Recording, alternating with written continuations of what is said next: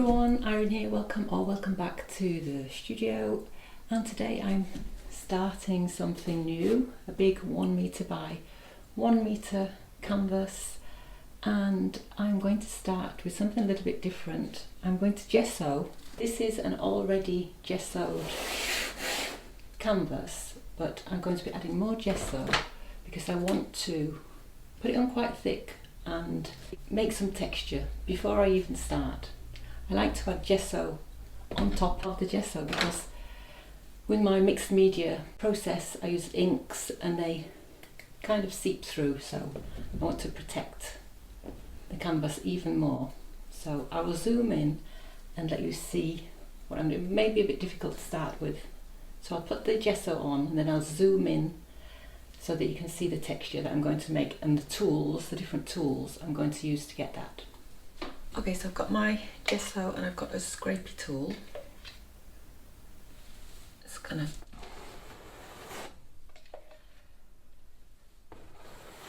plaster that on there.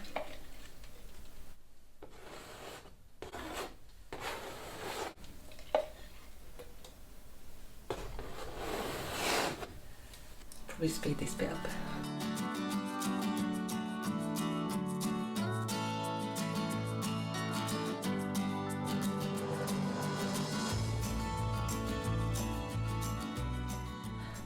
So I haven't put it really thick everywhere, and I'm not even sure whether you'll be able to see what I'm doing, but afterwards when it's dry and I go over with a layer of colour, then you'll be able to see the marks that I achieve. So we'll just play around.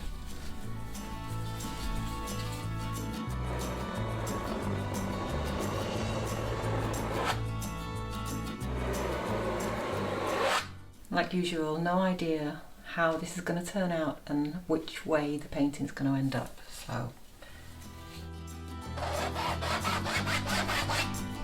just scratching in. Got all sorts of tools here. This is a old potato sack, so I'll just do some scrunching on of that.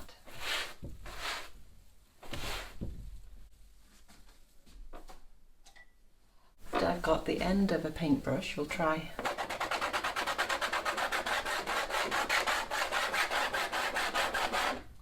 a little bit of that. Like usual, just experimenting. What else have I got in here? Just a card, a piece of old card. What do we do with that? Over here. Maybe a swoosh. Oh, here I've got some netting. Let's try that somewhere.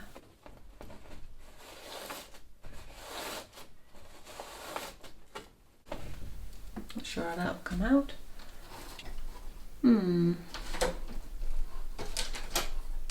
What about just a paintbrush? A few little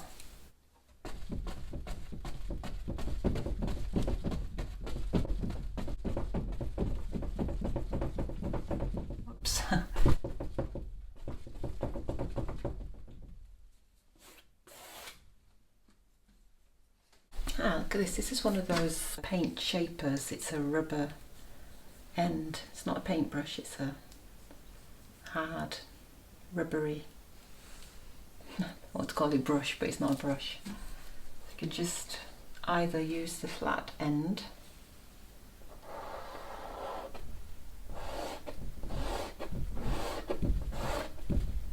or the pointy end. It's really hard for me to see where I've been already. Oh, there's some swirlies. Could even put some stencils in here. Let's try some stencils. I've got a stencil handy. First one I grabbed is this alphabet stencil. Let's try and put that somewhere. See if we can make an imprint.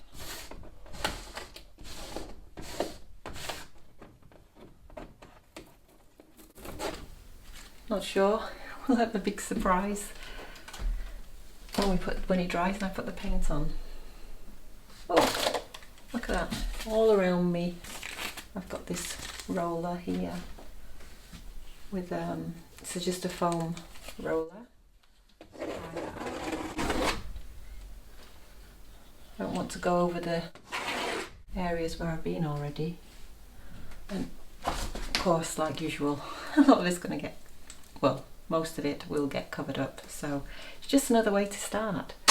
And if you want, looking for some ways to start your painting, abstract paintings or any paintings, you can get a free PDF down below. Just go and click down below and there's a free list of ideas of how to start, how to attack that blank canvas and just get started.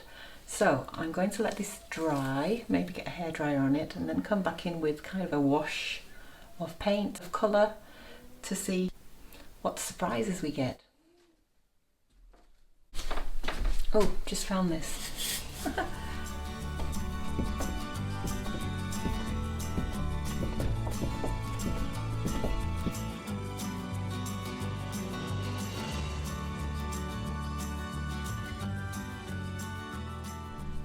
Okay, so I think it's dry. I've rubbed my hand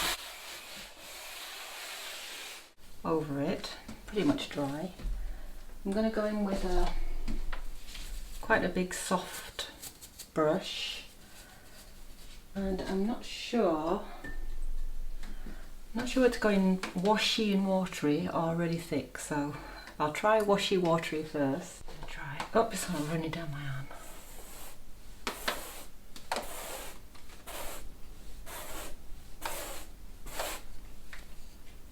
And you can do this with modelling paste as well. I've got modelling paste because I was putting gesso on anyway for this first layer.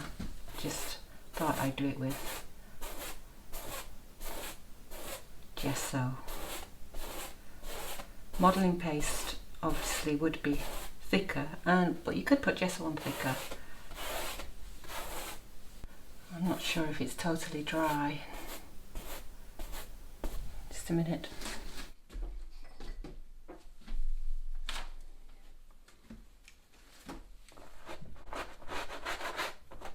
Use an old rag just to wipe off.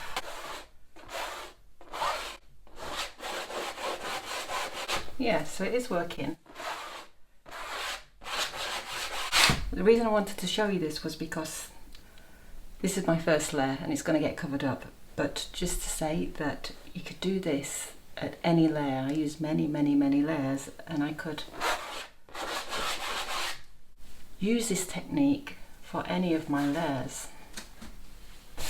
Let's try a different colour. Let's try this pinky. Where's my brush gone? I'll try some thick paint. You know I'm impatient, so I have to.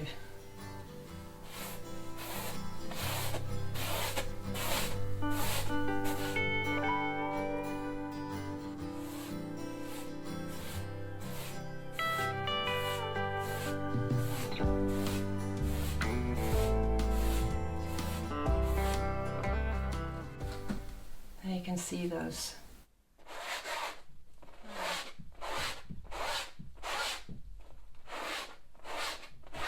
There's textures there, and I will zoom in after so that you can see better. Probably can see better than what it shows on the camera. Let's try some thin again.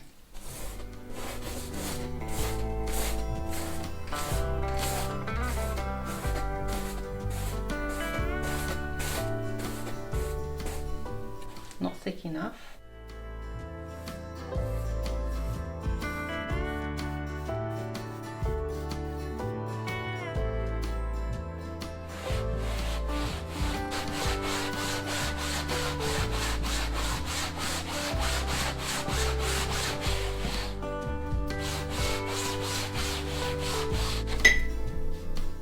What was that alphabet? I'm not sure if that'll come out. I think maybe better if I scraped on top.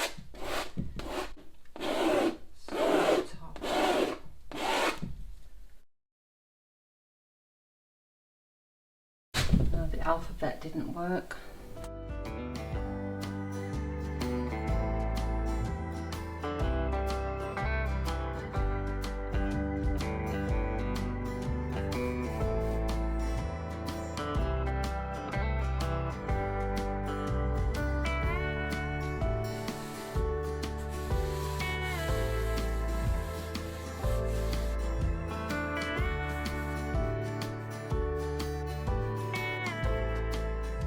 I'm going to try squirting off.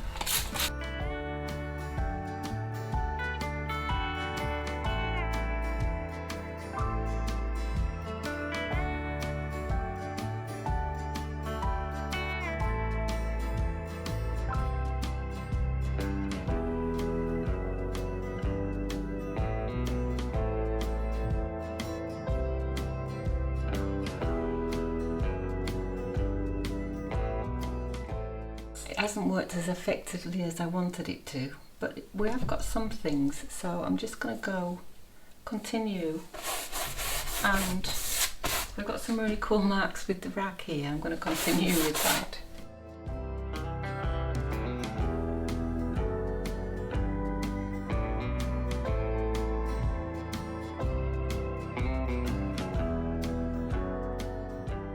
Just to use my paint up.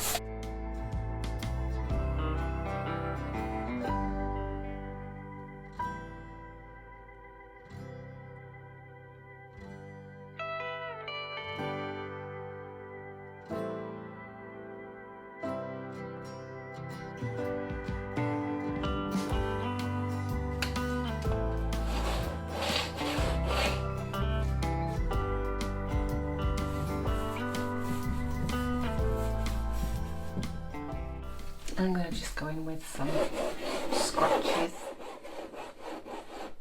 into the paint. So we've got a mix of the two. So sometimes ideas work really well. Oh look, that's coming out nice now. I do need to go over thicker.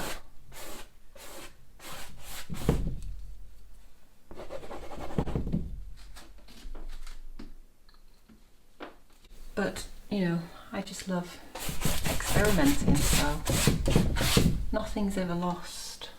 I think it probably would be better with modelling paste, but no, some things have worked nice.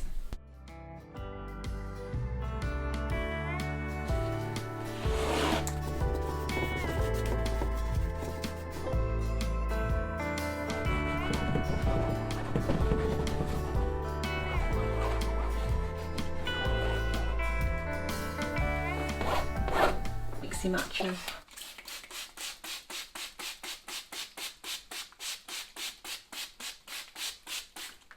beginning marks.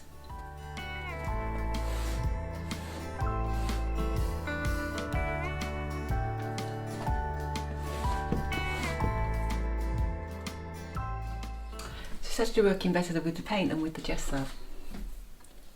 Probably because it's more of an immediate effect. Where's my potato? Grab my potato sack, some scrunchies, more paint.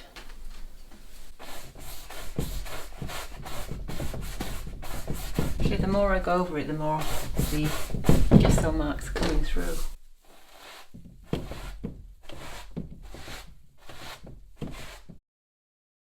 Well, I think I'll leave it there. You know, I was a bit disappointed, but now I'm really quite pleased. All these lovely marks I've got that I can take into the next layers.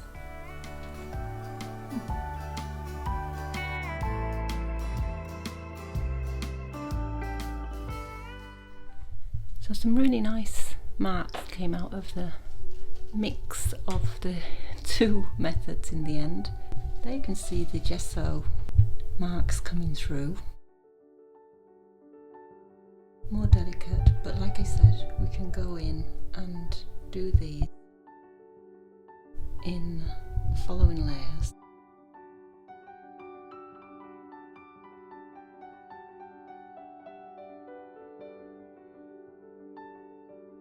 all about experimenting, and here I have learnt, well, I've got ideas to take into the next layers, and this is only the beginning.